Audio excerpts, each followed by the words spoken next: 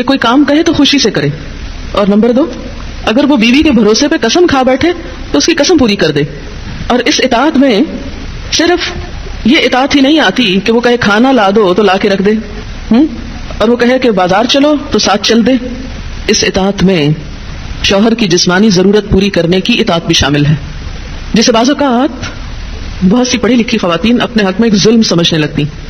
ایک دفعہ کہیں میری ملاقات ایک خاتون سے ہوئی، کیمبرج یونیورسٹی سے انہوں نے لا میں ایم فل کیا تھا.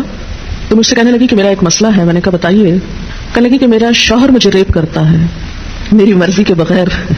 میں نے کہا قانون پڑھ کے قانونی ٹرمز ہی گھر میں بھی استعمال ہوں گی.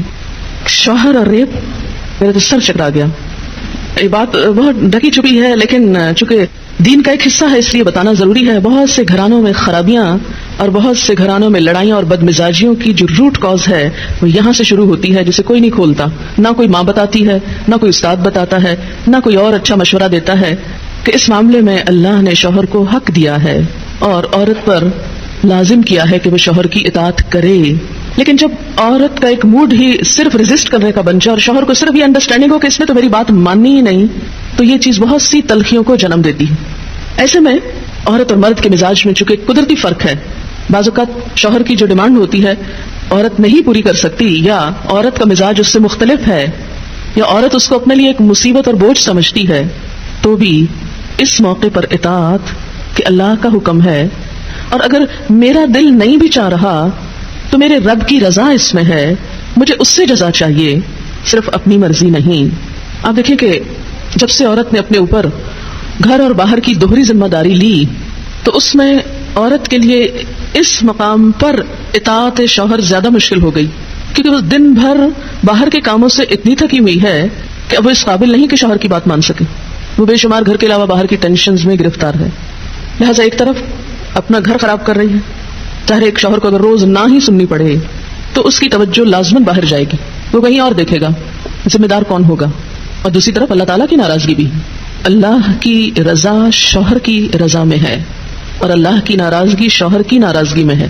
ہاں یہ الگ بات ہے کہ اگر شوہر ناروا زیادتی کرتا ہے اور بالکل بے رحم ہے، یا ایسا کوئی مطالبہ کرتا ہے کہ جو ناجائز میں آتا ہے، وہ تو نہیں پورا کرنا. جیسے آپ کو بتایا گیا کہ فطری طریقے کے علاوہ کوئی بھی ایسا طریقہ، خواہ وہ شوہر اور بیوی کے درمیان ہی کیوں نہ ہو، اسے حرام قرار دیا گیا، چاہے وہ عمل قوم لوط سے ملتا ہو یا اورل سیکس ہو، یہ تو ناجائز ہے ہی. لیکن فطرت کے دائرے میں، اور اس میں بنیادی چیز جو باہم کاؤنٹ کرتی ہے وہ باہم ایک دوسرے کے ساتھ کوآپریٹ کرنا ہے، ایک دوسرے کے مزاج کو سمجھنا ہے اور ایک دوسرے کے ساتھ تعاون ہے. لیکن آپ دیکھیں کہ ہمیشہ آئیڈیل صورتحال نہیں ہوا کرتی، ہر شخص اتنا کنسیڈریٹ نہیں ہوتا.